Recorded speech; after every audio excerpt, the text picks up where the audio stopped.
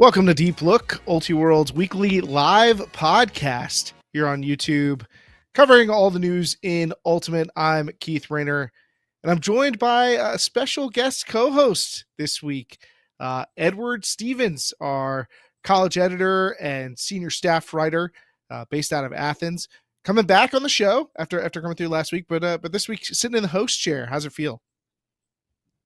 You can't get rid of me. I'm the lice that just won't wash out. Well, no Charlie Feels Eisenhood. great. No Charlie Eisenhood with I think he's out with an injury to his pride after the 49ers disappointing Super Bowl loss to the Kansas City Chiefs. Dramatic game. Were you partaking in the Super Bowl festivities?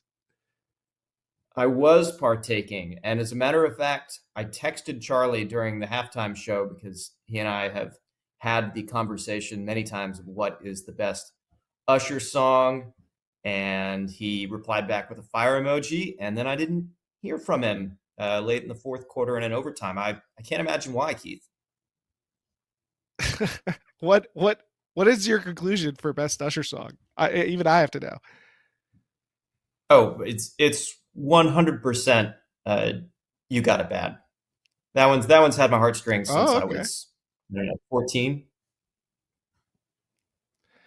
I think I'd go with You Remind Me, but it was a great halftime show. I texted my family and we were talking about that, and my brother was like, it was very Atlanta, which I very much agree with. It was a very Atlanta halftime show, and we both are Georgians. We rep it with pride, so it was great to see. Yeah, we do. I mean, Usher coming out on roller skates was the cherry on top for me. Between that, Jermaine Dupri, and all the little nuggets of songs, like he would say 7 o'clock on the dot in the drop top and then switch completely. And I was like, he did it for me. We got to get some Ultimate halftime shows. We got to get a great halftime performance at an Ultimate game. Yeah, we do. I think we will. You think Usher's too big an act for us, or can we book him for the local San Diego high school for club nationals? Maybe we can get Jack Black. I think he's supposed to be in Ultimate, so I bet he could do a good Usher impression too, at least with his voice. That would be I don't know if he can roller skate. That would be entertaining. Keith, Super Bowl not the only big thing going on this week. We actually have a really important holiday. We're celebrating today. Everybody, it's Keith Rayner's birthday. Oh, man. What is happening on the screen right now? This is a surprise for me, folks. Thank you. Oh, my gosh.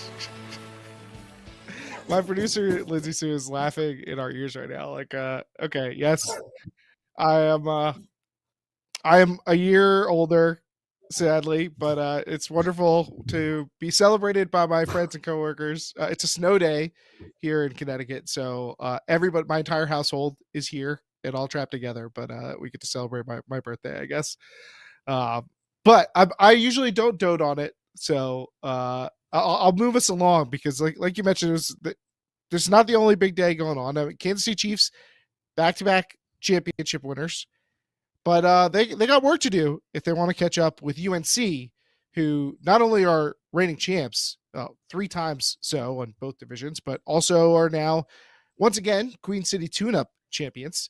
And we're going to talk about UNC and the Queen City Tune-Up women's division, which, as we mentioned, Pleiades won, with our Chapel Hill-based reporter, Grace Conerly, join us to tell us about what's been going on the women's division. Welcome to Deep Look, Grace. Glad to have you on.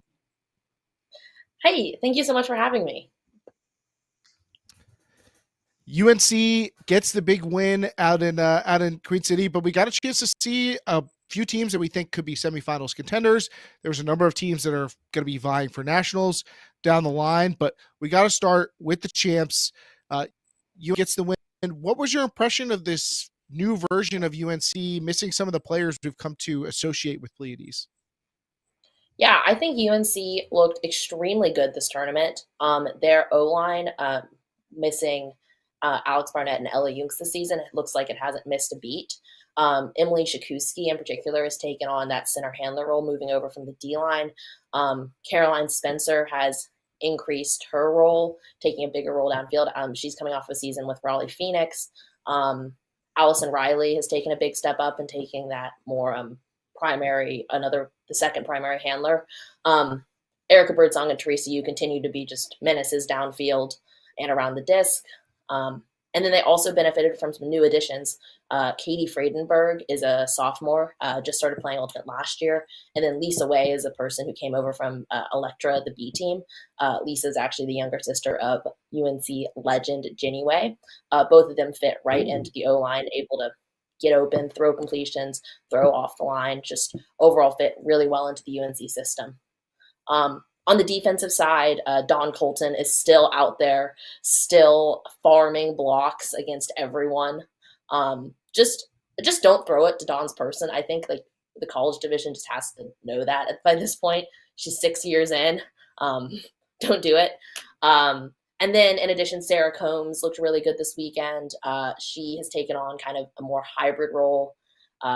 Sometimes behind the disc, sometimes initiating downfield, looked very, very good.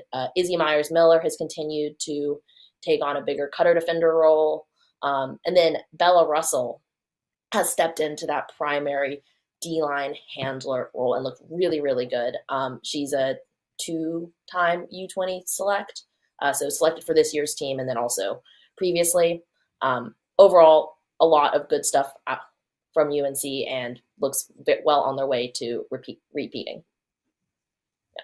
So what you're saying is they have some talent again. Yes, they have some talent. I think that UNC did lose a lot of, or they lost 5 people who were all very good players. But I think kind of in the sense that like rising tide lifts all ships, like playing at Pleiades practice just turns people into good ultimate players quickly. I think that often gets overlooked. So like their depth looked extremely capable. You listed a lot of names in the rundown, which makes sense for a team as deep as UNC. Who is actually like, if you had to pick one player who's the absolute key to making it all work, and you're not allowed to pick Dawn, who is it? Oh, okay. Well, I think for this tournament, probably have to give it to Shakuski. So I think there are more question marks surrounding the O-line departures, and I think that one of them was big, like the center, who's going to be that next center handler, because Alex Barnett has obviously been like a tremendous presence for so many years. And Shakuski stepping into that role is like, she really did it well, and I think that she deserves a shout out. Now, they get a 15-11 win in the final over a Carleton team that looked really impressive. Both teams are in their second tournament, but Carleton played a higher level first event, so I think Carleton felt a little more like they had gotten the reps in, but weren't able to keep up with UNC. What do you feel like made the difference in that game and let Pleiades pull away? Yeah, I think that one thing that really impressed me from Carleton was their cutter defenders. I think that especially Audrey Parrott, I specifically asked how her last name was pronounced. It's Parrott, not Perot. Really stepped up in a big way. I think that their offense kind of gave up the ball easily and some unforced turnovers early, and then UNC was just able to score in like one throw. And I think that opening up like a 4-1 gap, I believe, and I think that gap just kind of proved insurmountable. And then on defensively, they just weren't able to get enough pressure on the UNC cutters to be able to get turns.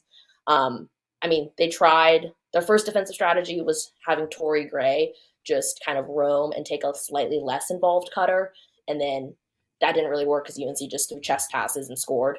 And then they moved on, and then in the second half they came out with a zone defense, but UNC just kind of blew through that. I mean, they especially credited their game against Tufts for preparing them very well to play against zone, which we can talk about later.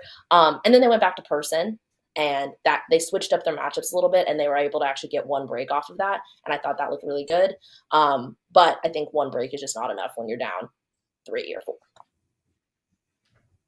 I think we noted that Carleton had a bit of a small roster at SBI. They brought 14, 15, 16 players, something like that.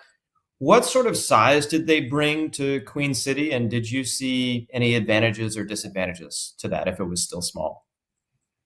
Yeah. Oh, I think they definitely had more than 14 players. But they definitely were under 23.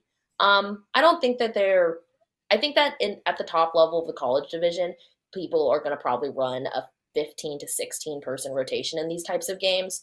And Carleton had a very strong 15, 16 person rotation, and like as did UNC. So maybe they were slightly more fatigued coming into that game because they just had to run, like more players had to play more points. But I didn't really notice it, and that's not really something that they mentioned to me when I spoke to them.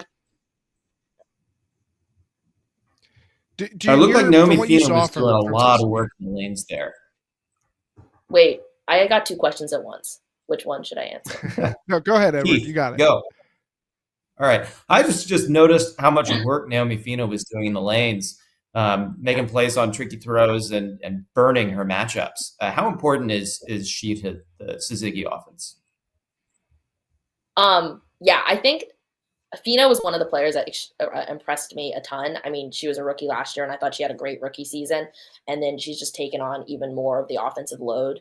I think that oftentimes teams will put their absolute best matchup defender on maybe like on Aria Kishner or something, and then Fina can just go to work. And then in addition, like having that combo of them two downfield, it just creates a lot of matchup problems because they're both like phenomenal cutters. You have to dedicate a lot of resources towards stopping.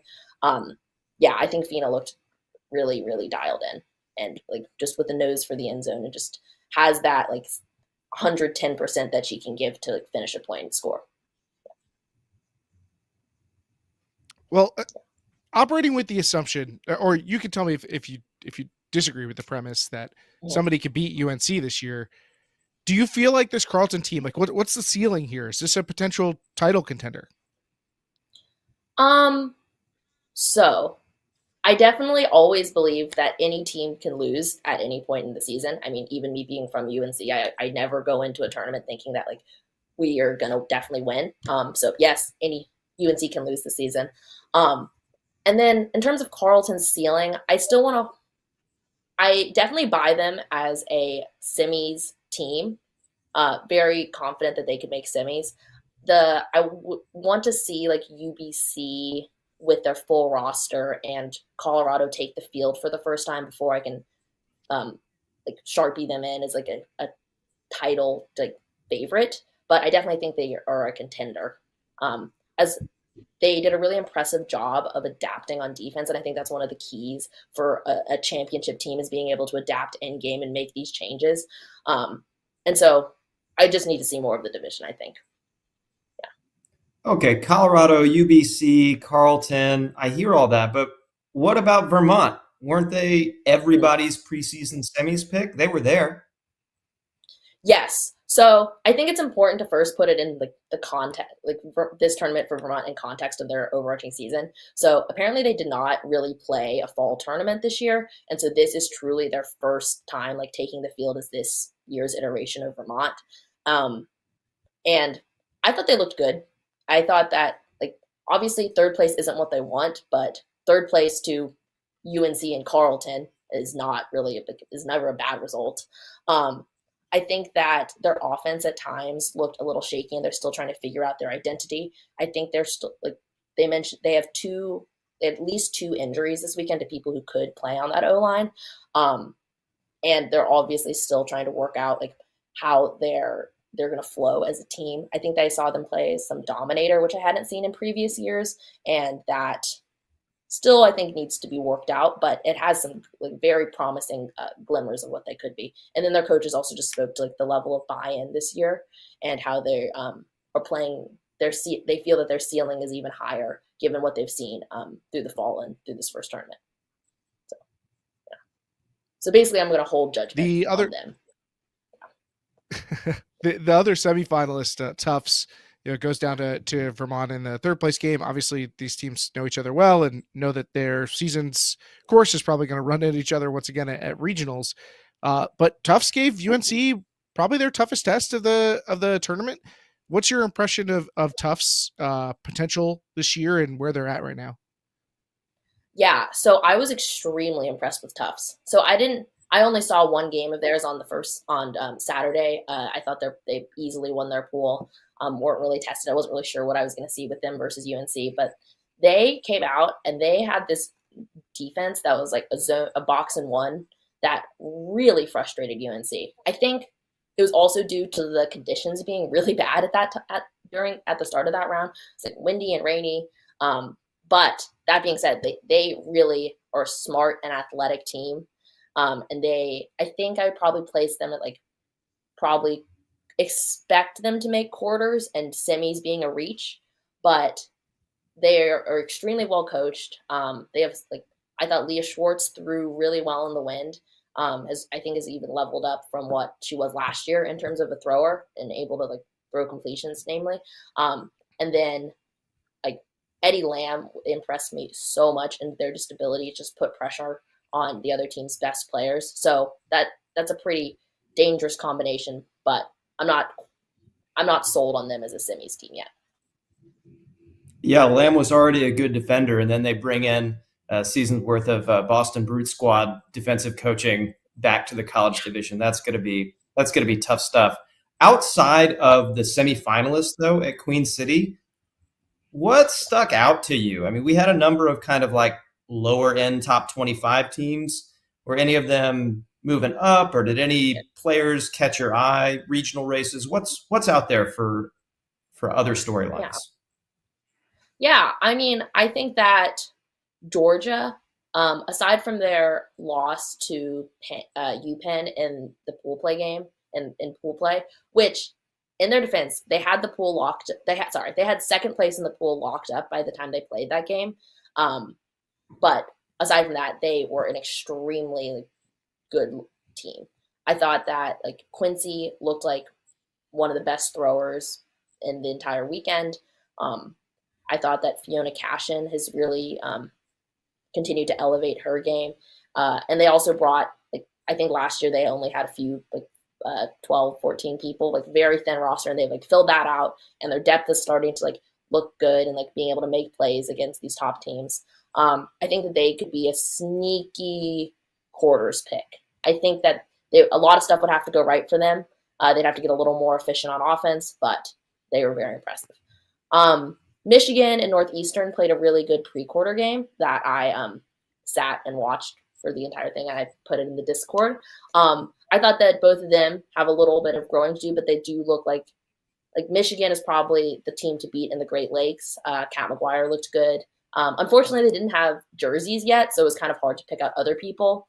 But they really leveled up the first to the second day of the tournament and just were able to swing the disc more efficiently, throw cutter to cutter better.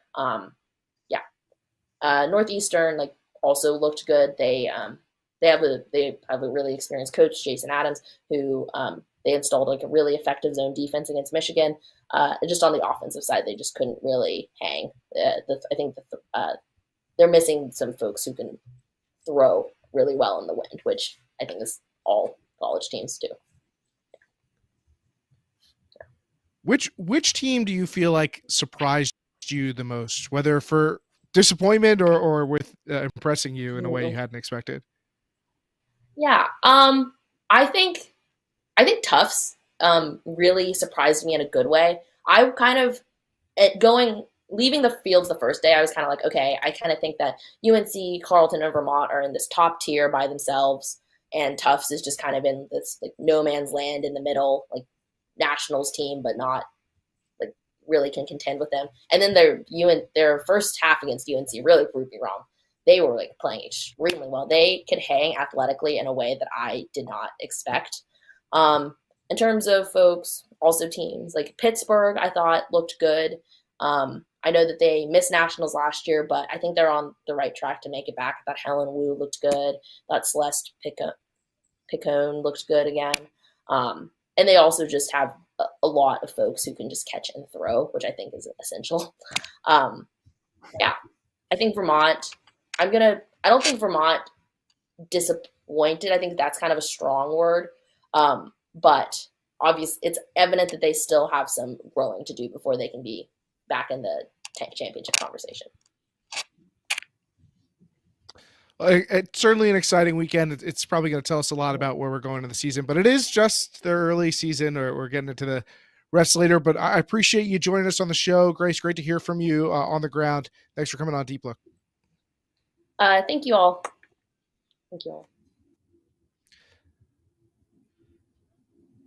Edward, any other thoughts that you had from Queen City after the women's division competition wrapped up? Yeah, I mean, it's kind of like the eighth note down, maybe, but I'm really looking forward to Great Lakes regionals between Michigan Flywheel and Notre Dame Echo. Echo had a pretty decent weekend as well, and the conditions were Great Lakes regional style conditions, and they didn't match up against each other, but I think they're probably on a collision course maybe for that regional final. Should be a good time. Yeah, the thing that I walked away with, aside from, I was fairly impressed with Penn and Ohio State. I think the Ohio Valley is probably going to be a one-bid region, and you're going to have a bunch of deserving teams that can't beat Pittsburgh. I think that's very possible. But the other thing, I think Virginia, I'm concerned about where they're at. I've heard that they are, incomplete right now. They don't have a full roster. They're dealing with some injuries and stuff, but not a great start to the season for them. So I'm a little worried about that as far as where they're going to sit in the AC. And I don't necessarily see another team that really looks like they're convincing as foil. Maybe South Carolina is who you look at as like the next team up, but could a team take a second bid in the AC. So those are the things I feel like I walked away from. But it's a very interesting event, as it were. The men's division, UNC gets the win in the men's division, but we had some good drama along the way. Everybody's talking about the people's teams are being crowned in the Discord, Alabama Huntsville, but it's Penn State in the final, who loses to UNC in that matchup after getting the upset win over NC State. Edward, we got a chance to see Dark Side. No Ben Dameron for them, but still another tournament title. What are you thinking about Dark Side right now? I think they're still kind of playing with their food a little bit. I think they are trying people out in new roles. They're filling out everybody's depth. We saw Josh Singleton a lot in a center handler position, which is not where he was activating from last year. And I believe we are going to see them fall a little bit more into lockstep by the time they get to Smoky Mountain Invite. But they are still bruisers. They have talent everywhere. Some of the plays Eli Freed made on defense were astounding. Grayson Trowbridge had a good tournament. Rutledge Smith looks awesome as a cutter. I think he's probably going to be more around the disc later in the season, but who knows? They are so good. And yet, they did get tested a little bit in semis.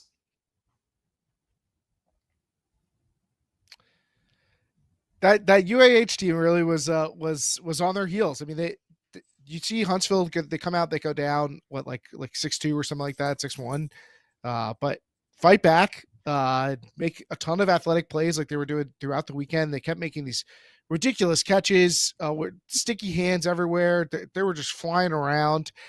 They were a ton of fun to watch, and I think they did give UNC their best test. I'm not exactly sure what to make of this team. Like, I don't know if we're going to get some regression, but the fact that they're so experienced gives me some confidence that the Nightmares can continue to play at this level throughout the season. But I'm curious to hear how you stack them up. I mean, I'm a big fan. I saw them in person 2 weeks ago now at Florida Warm-Up. I loved everything I saw from them then, and that opinion hasn't changed. I watched the beginning of that semi against UNC, and when they went down 5-0 to start the game, a lot of it was just passes bouncing off their chest, and that's not what you want to see from a team ever. But those are the kinds of mistakes when you have a team that's shown that they can take care of the disc and can execute well. You don't expect that to continue. And as we saw throughout the game, it didn't continue. And what they did was they leaned into their strengths. They had a zone that could take away North Carolina's very effective pull plays and get some blocks. And they had athletes who could match up with every single one of UNC's athletes. And by the time we got to the late in the second half, they had a chance to tie the game. I don't know if everybody here saw the clip, but there was a deep throw put up to UNC's Kevin Pinoni, and Isaiah Mason, one of the good players, one of the 10, 12, 14 really good players on UAH. We've got the clip up now. Runs with him to make the play on the disc, lays out, seems to have the block, and here we have it. We're going to get the foul call from Pinoni here. What do you think, Keith? Is this a foul? There's not much on tape. That looks like an injury of pride. Now, with the caveat that, like, obviously we're looking at a camera from 80 yards away or whatever. That looks like a pretty clean block and a really key turning point in the game. And I think that the crowd, from what we've heard online, has been pretty vociferous that they see no foul there. And I can't deny that I also don't see much to go on there. What do you think? I also did not see a foul. Now, it's no guarantee that UAH were going to actually go the full 70 in wind and tie that game up in that moment. And even then, they would have still had to get another break to win the game. UNC's O-line so good at playing defense. We can't just hand it to them. But, boy, I wish that one had observers for that one moment. Oh, it's hard to imagine the Orange just letting that go. I mean, not a great look for UNC, but they're already the villains, they're already the heels, so they might as well do the full Tar Heel turn, I guess. But a dramatic moment, and especially when you're up against thank you. When you're up against the team that's like got kind of the buzz behind them, they feel like these big underdogs that are having a big year. They're up against the 3-time champs. Like the narrative builds itself for who's the big bully in this situation, getting away with one, and who's the pucky underdog we all want to root for. I actually think UNC don't wear the villain hat very well. They're really nice, and I don't love that call, but they're a really fair team too. But yeah, I mean, in terms of winning 3 in a row, that's gonna make you the villain anywhere. Going for a fourth. I wonder where you stand on who is actually the people's team. Is it still Alabama Huntsville, or have Penn State Spank taken the mantle from them, the belt, if you will? Well, you get Spank in the final. They get the big win over NC State over on the Adjusted Field from where we were with that UNC game. And yeah, they had trouble like truly keeping up with UNC, but there've been we've talked before, there's been some buzz around Penn State coming into this year. There's been there other years, and this was finally, kind of the big win that we've been looking for from them to get that win over NC State. It avenges a loss they had just a couple weeks ago at Carolina kickoff. They lost to NC State 14-12, I think, at kickoff, and then they turn around and get this win now and reach the final. They make some exciting plays. I'm very curious about how well they can hold up, because I think this was a really strong weekend for them. I mean, they pounced all over UNC Charlotte. That was a team who I think looked pretty good at kickoff as well. They beat Wilmington. Obviously, you get NC State. Like, I think the resume looks pretty solid. There's a question about we've got Pittsburgh, who maybe didn't have their best weekend at Florida warm up. Like, is there a chance Penn State could be a winner in the Ohio Valley? Like, is that the kind of team that we're talking about? I don't know if I'd give the title of America's team quite yet. I think Huntsville's got a pretty firm grasp on that currently. But they're going to be an interesting team to watch down the stretch. I think it's very, very possible that we're going to see a 2-bid Ohio Valley and Penn State be a nationals quality team and follow through with that. I would not have predicted that before the year. In fact, I wrote the article on bid predictions back in December during our 12 days, and I definitely did not predict that. I was sure it would be a 1-bid region. But yeah, Penn State looked good. They passed the eye test for me. Ethan Pigeon is out of control good. It took one of the best blocks I've seen, certainly in the early going this year, by Eli Freed to keep him out of the end zone one time during the final. But Xander Lutz looks really good in the backfield, and they seem like they have a really, really solid foundation of depth. I like their timing on their fills and swings, that kind of basic stuff that keeps the points moving. They do a lot of stuff, and they don't have to cross over much to their D-line, it seems like. I think they're set up for success. I would love to see how they stack up against Pittsburgh. So who else in the field drew your attention down at Queen State Tune-Up? I'll tell you what, I'm always interested in what NC State are doing. They are going to they probably wanted to beat Penn State just because they're going to need a second bid in the Atlantic Coast to make it back to nationals. So they will want to do that. But the other team that really kind of caught my eye, and I haven't watched a lot of tape on them yet, so I'm not sure how exactly they've done it, but Ohio State seemed like they might be back. This could be a really interesting Ohio Valley. They pushed NC State to Universe Point. Do I have that right? Ohio State Leadbelly, after kind of having a down year last year, could be pushing back up. The dip didn't dip as low as we thought it might. Yeah, showing some programmatic foundation there. Pool A, I thought was fairly interesting with McGill going 3-1. They were kind of a spicy team last year in New England. I don't know if they can pull a bid, but they're not the type of team I would want to face, in the backdoor bracket in New England in like a 3-bid region or something. They could upset somebody just like they did last year at regionals. And then Wilmington, still intrigued. Them absolutely crushing South Carolina in the bracket is exactly the kind of intriguing game they put out. It's like they go out, they beat a team who's good in South Carolina 15-8. They lost to North Carolina 12-10. Like, what is this Wilmington team capable of? It doesn't seem like playing 5 or 6 good games in a row is on that list, but playing one good game, it definitely feels like it's viable for the Seamen. So they could be a scary draw later in this year. They're a team that I have to keep my eye on, I think. Absolutely. They're also a pretty fun team to watch. I love watching Diego Colazzo in the handler space. He's a sophomore. He's a blast. And Colby Frankfurt and Stuart Kelly are just absolutely tearing it up in the lanes. They put on a good show. They then sometimes implode, and you hope that they can get over that and really live up to all the potential of their ceiling, which is probably about as high as NC State or UNC Charlotte or any of the other also rans right now in the Atlantic Coast. Gotta love college season. But Queen State Tune-Up in the rear view. Pres Day next is the big game on the schedule. But we're gonna take a quick break here, and when we come back, Edward and I are gonna talk about the Play of the Year brackets. We got some hot takes on who is winning and maybe who should be winning. You're listening to Deep Look. We'll be right back.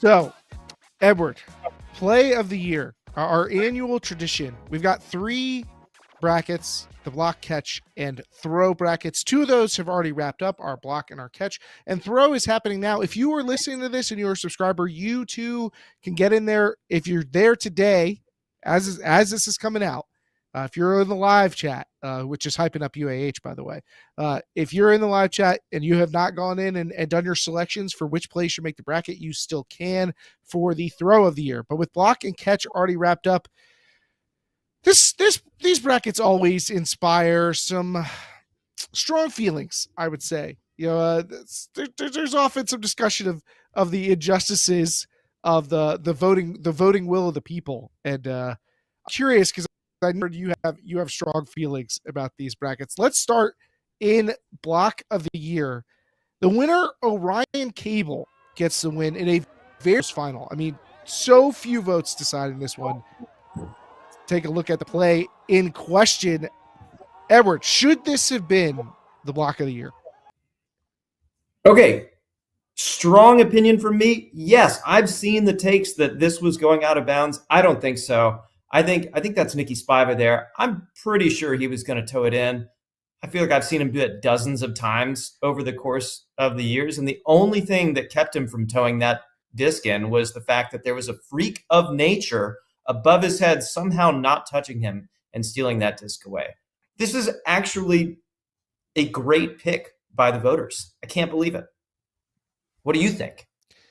I gotta say, like, it really does pop off on the screen. It is an impressive play, and it's not like when Cable goes up for that, he knows whether or not it's going to be in or out. I don't really think it's the defender. Like, if he pulls up there, like, we're all giving him guff for potentially giving up on a play. Like, you teach defenders to finish the play, make sure. And so I'm not going to use that as a way to take away from Orion Cable's incredible grab. I mean, this was one of my top plays coming in. And I do think I have it very close with the play that it beat, which is Valeria Cardenas's block at Nationals, that kind of sweet poach block she came up with.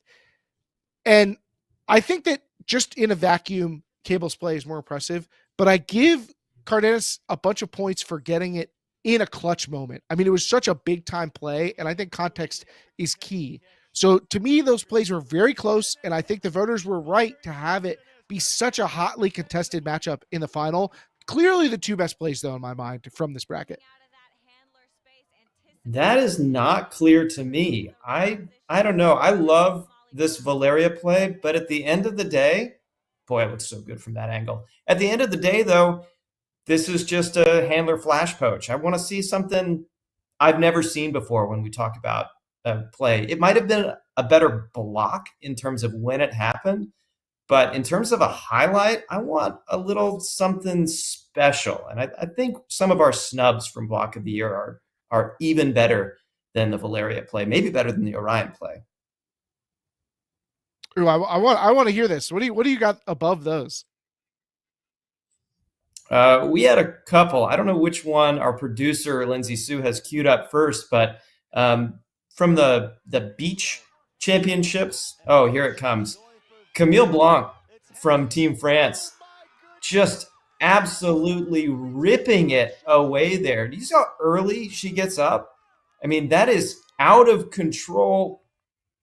And do you know how hard it is to jump on beach like that? That's a great play. That would have made my final for sure over Valeria. Wow. I stand by that. I think these were the top two.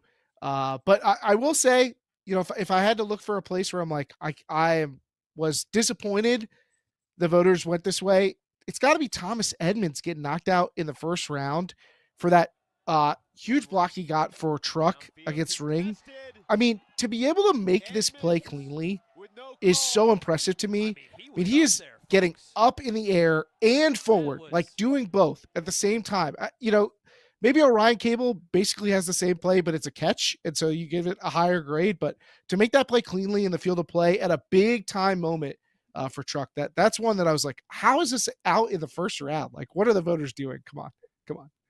I don't think I've ever seen that before. The layout over the high over the shoulder, over the head on an under like that, without, like you said, without coming around and rolling somebody up. It's not like he had a chance to take the inside line and do this sort of textbook layout block in the under. That was, I don't know. Thomas, you got jobbed. Sorry. For sure. All right, catch of the year, because I have feelings here. Our catch of the year winner, Tobias Brooks, the youngster playing in the UFA for the Carolina Flyers. I mean, it's a nice catch. It's a nice catch from a teenager to be able to pull that one in on the trailing edge. But the catch of the year? Absolutely not. What do you think? Open field, no defender. Doesn't look like there's a win condition. I think Tobias Brooks has probably an active fan base. I'm happy for him that they voted it up, but this was probably my 12th or 14th best catch in the bracket. There are so many better catches. I could not agree more. I love hyping up Tobias Brooks. I'm like here for that. But this is not it. What are y'all watching?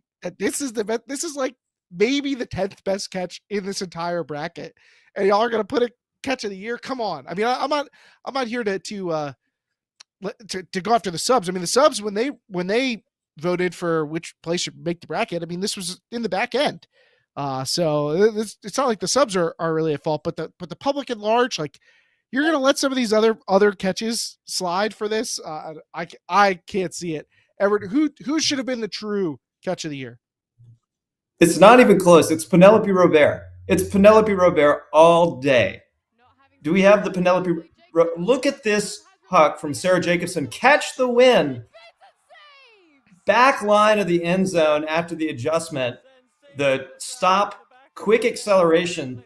You have to wonder how many times Robert has done those sprint interval training to be able to stop her momentum and then turn around and start to get that much juice and still track that disc down. It was a tricky overhanded grab. That highlight had everything I want in a highlight.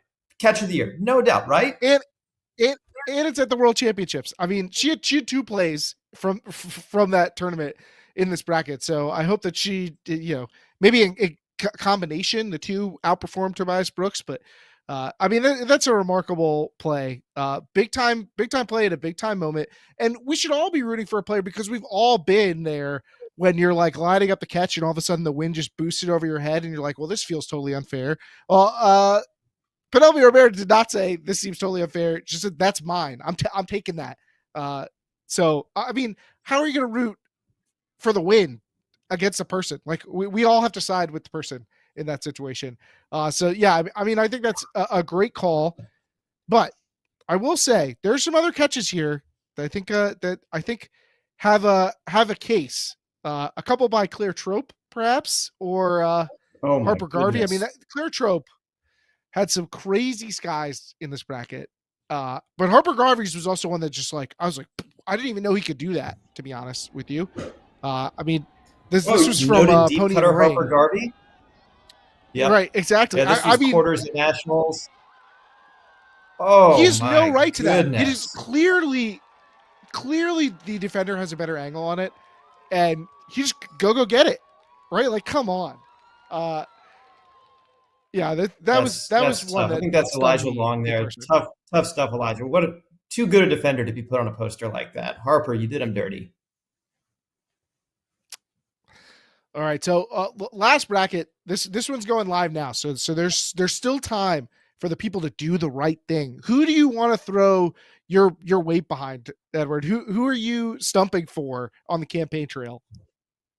Oh, throw of the year, 100%. This happened early in the year last year. The minute it happened, I knew it was my throw of the year. And that is Abby Schultz from UC San Diego. I cannot wait till you all get to see this clip. She catches the swing. Defender does everything right.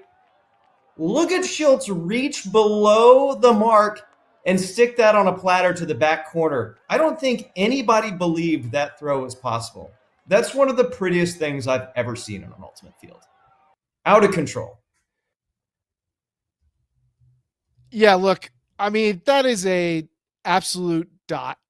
Just like there's a reason for that to go wrong, and instead the throw is absolutely perfect. Like that's exactly where the receiver to try that. Like you still get a full sprint out of it. It goes to the back line. I mean, it's right inside the field, but without the receiver having to make some crazy play on it, it looks beautiful on tape. It probably was beautiful in person. Extremely difficult to pull off. That is a sweet catch for sure, or sweet throw for sure. Only knock on it that it wasn't at nationals. Yeah, and that kind of fits into the narrative a little bit. I like Robin Fennick has a backhand that I really like in there, but another one, Scotty Whitley. This got to be close to your heart, and you're from Athens, so Scott Whitley, the freshman on Georgia, showing off. I mean, this is a Goldie play, right? Like, I mean, that throw is just perfect. You can't draw up a better executed than that from a throwing standpoint. My It favorite looks part like of a that crisp clip is throw in watching. practice. It's so crisp. And I love watching Isaac Huntington just standing there with his hand on his hips, upset that the throw is going out of bounds, with his bucket hat on before realizing that Scotty's actually making a play and throwing it to him. It's got that like goofy extra highlight quality that I think is going to carry it character-wise in the voting. All right, the chat hyping up Aiden Curry as well. So we're making people are making their cases. So you can vote if you're a subscriber right now, and that's for the subscriber selection round. But soon it'll be open to the public, so everybody can get out there and exercise their right to vote for the throw of the year. And if you haven't had a chance to check out all the plays, you can see all of the plays on our YouTube channel. There's a playlist where you can see all the plays. And hey, while you're there, give Deep Look a little thumbs up. Maybe subscribe if you haven't subscribed to the YouTube channel. We appreciate that. And that way, we're pushing out more YouTube content than ever before. It's going to be a big year for Ultiworld on YouTube. But all said and done, I think I may have to talk to our producer Lindsay Sue about a little play of the year finale for the best block, the best catch, and the best throw. Maybe we'll take the top two or something like that. We'll throw them all in one last play of the year bracket or something. So we may have some, and I'm looking forward to seeing what people put up this year. We've already seen some pretty crazy stuff that's probably going to be in those brackets of 2024 that we're going to be talking about when we get to next year. So Edward, back to College Ultimate, because upcoming this weekend, we have Prez Day. So we're going from the West Coast back to the East Coast. Now it's back over to the West side to see what's up.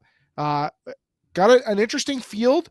So when you take a look at the pools, Prez Day is a little bit weird because it's a 3-day tournament. So it's got a like kind of power pools thing in the middle. So the initial pools aren't necessarily as impactful to how the end results are going to play out. But it does give you a sense of what we're going to see. Obviously helps us set up our streaming schedule, but there's a lot of possibilities for the way this tournament will break out. Do you want to start in the women's division or the men's division when we're looking at Prez Day, Edward? I'll let you take your pick. Let's start in the women's division, only because I think it's a little bit top heavier than the men's division at this particular tournament. So it'll be a bit like Queen City if it all plays out to chalk, where we'll have kind of 4 big-time semifinalist candidates and then a bunch of other teams seeing how close they can play. I mean, we've got the top power-ranked teams in the field, which, according to the seeding right now, as we see it, aren't necessarily the top seeds. But we've got Colorado Quandary will be making their season debut. They're the top seed. We'll see a second look at Stanford Superfly.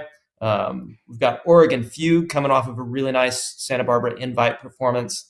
And then UC Santa Barbara, the Burning Skirts, running it back for the second leg of the West Coast Triple Crown, as our own Graham Gerhardt has always called it.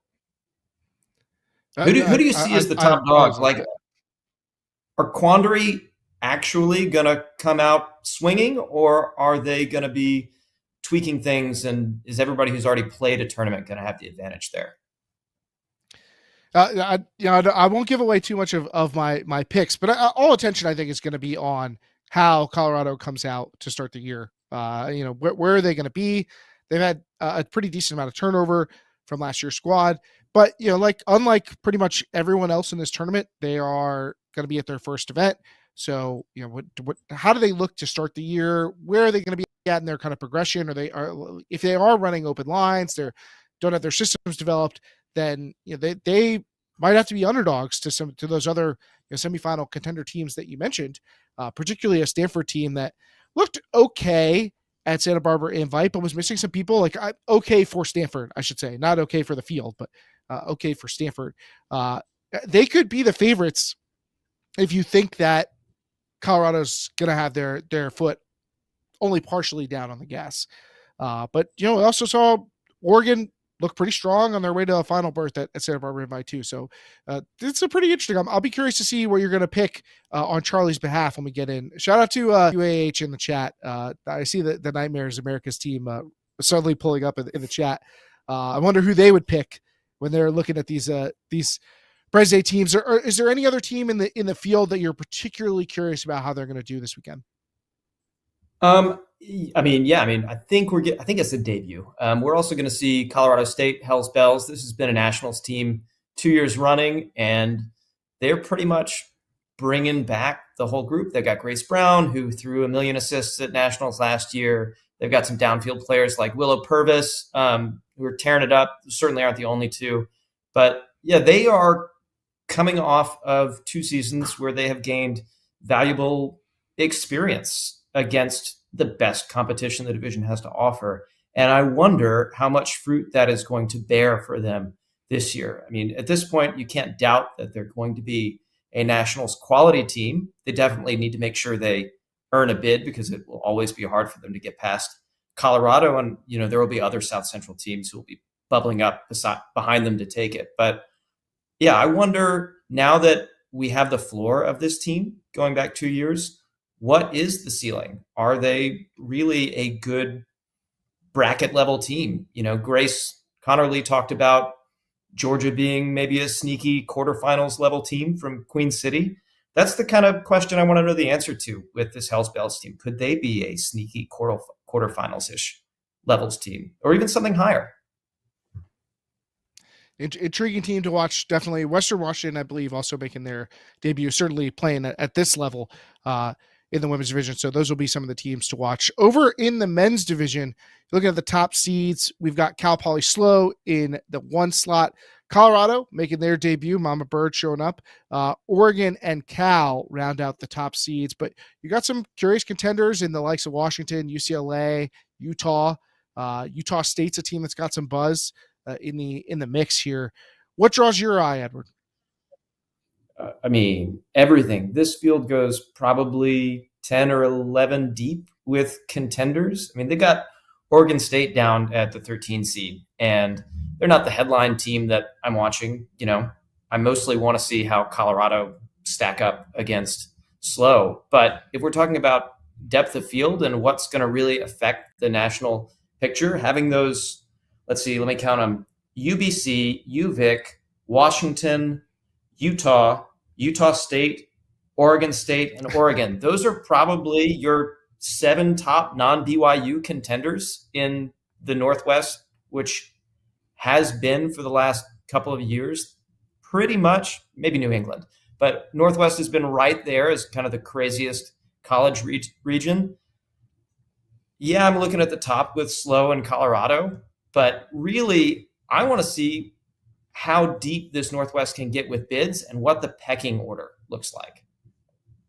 That's a pretty dangerous region. So yeah, that's what I'm looking at.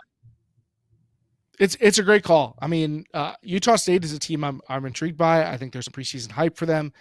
UBC is a team I feel like my reputation, I'm slowly hitching my wagon to how this Thunderbird men's team performs.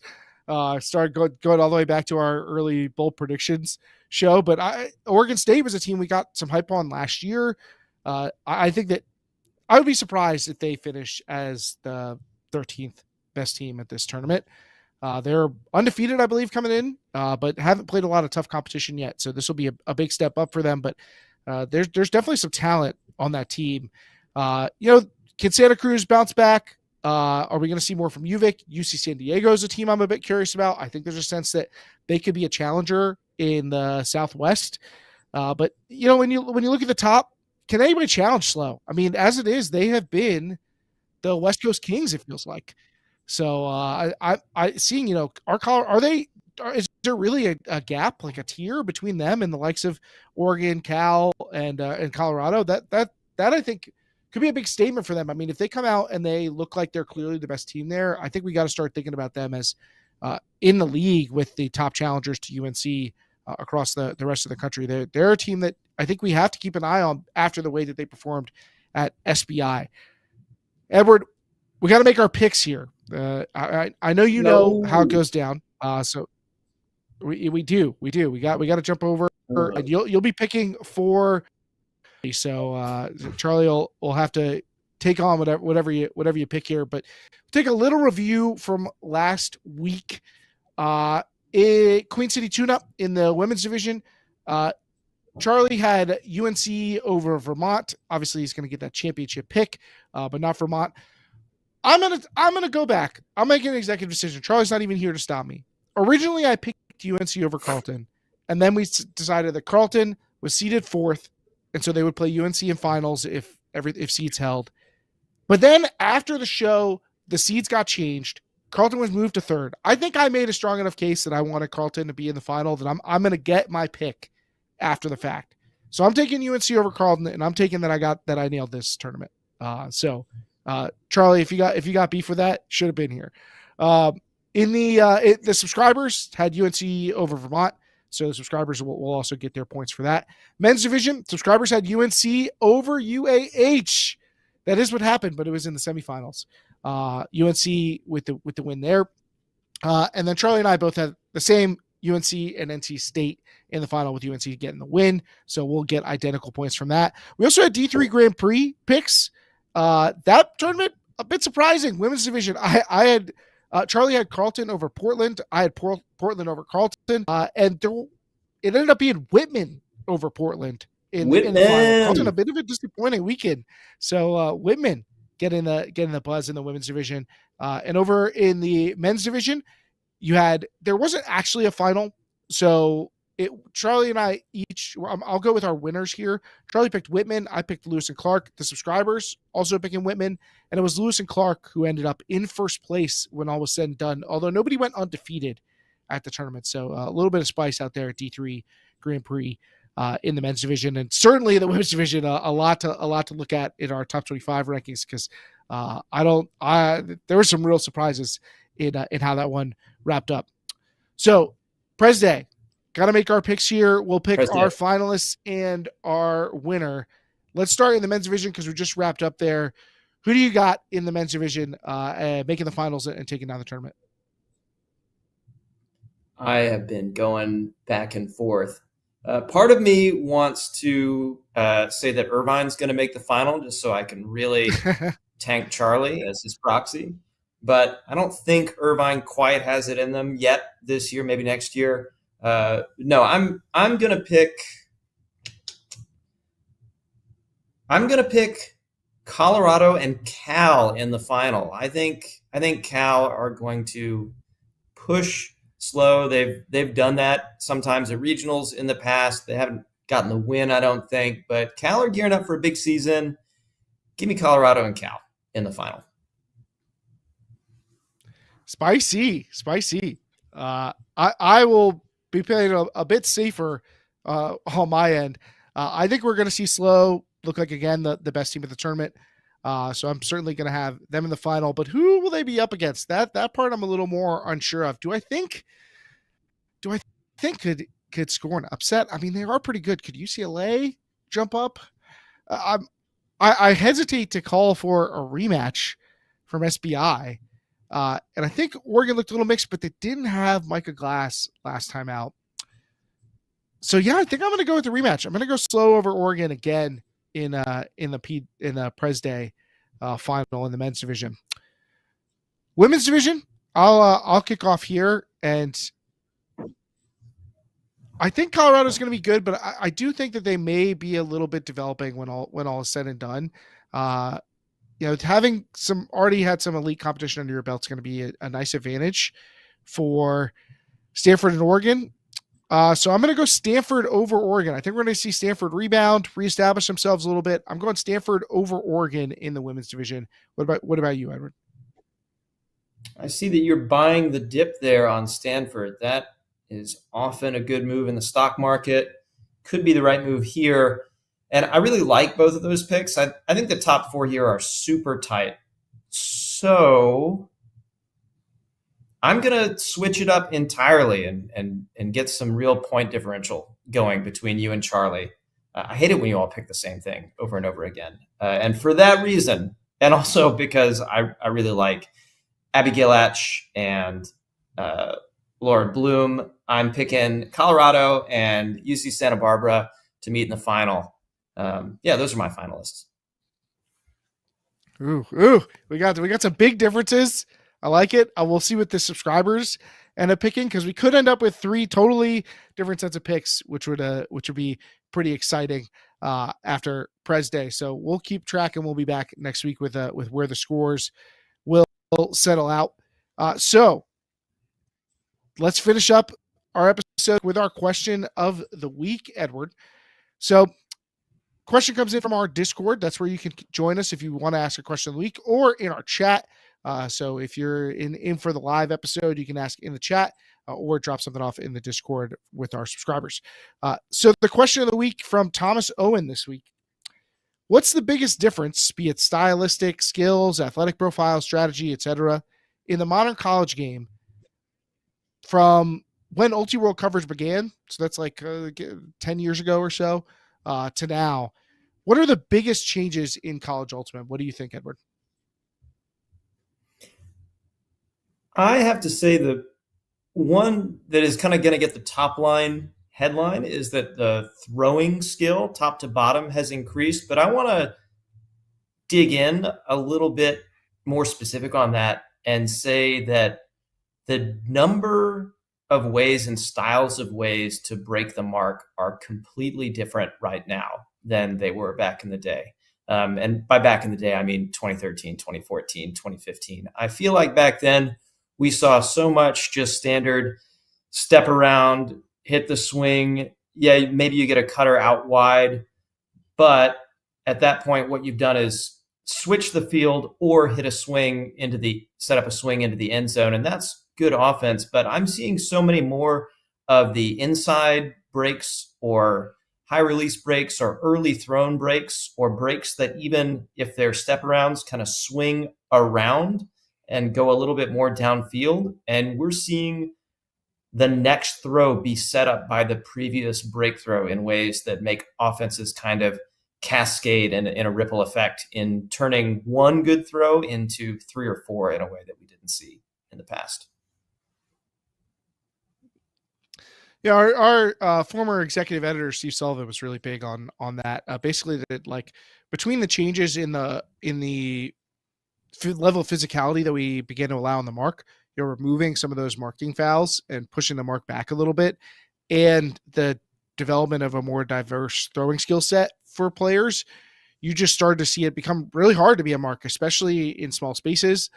And I think that all kind of ties together with, to me, I think the biggest changes have really been stylistically and tactically. The way that, particularly in the men's division, you're seeing the pervasiveness of that kind of triangle style offense, isolating, the thrower and a reset and a front stack type of player. And the way that's also led to like these really short angle cuts. You see a lot in both divisions. You see players taking these kind of cuts right in front of the disc, where you're just sealing off the defense with your body and saying, if you're going to get back in front of me, you're either going to have to do something incredible or foul me, or otherwise I'm just going to catch this at, even as short as, 2-3 yard gains. I think that the advent of both that offense and that style of cut has really changed the way that offense is being played now, and defenses are still kind of searching for answers to that. So maybe that's a little too niche when there's something as simple as like just general skill development. But I think that is something that I would point to. Although I do think, like, overarchingly, it's just a natural continuous progression of the level of throwers. I think that when we first started this, way more offensive skill was concentrated in a couple of individuals on top team lines. Even teams that were making quarterfinals, like they had 2 really good throwers and 1 okay thrower, and like that was the offense. And teams just aren't really built that way as much anymore.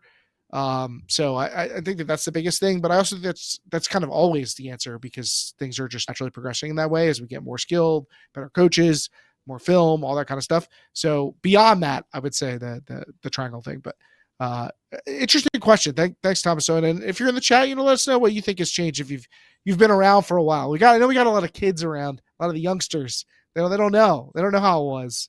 They don't know Nord nowadays. Yeah, they really don't. They really don't know Nord. Shout out Cody Mills. So that's going to do it for this week's episode of Deep Look. Edward, thank you for coming on and helping steer the ship for me. But we'll catch the rest of you next week, subscribers. We'll see you in the Discord for our subscriber bonus segment, where we're going to be talking about our early season award picks. Who would be player of the year at this point of the year? Our subscribers can get that info in the Discord for our live chat. For everyone else, We'll see you next week right here on Deep Look.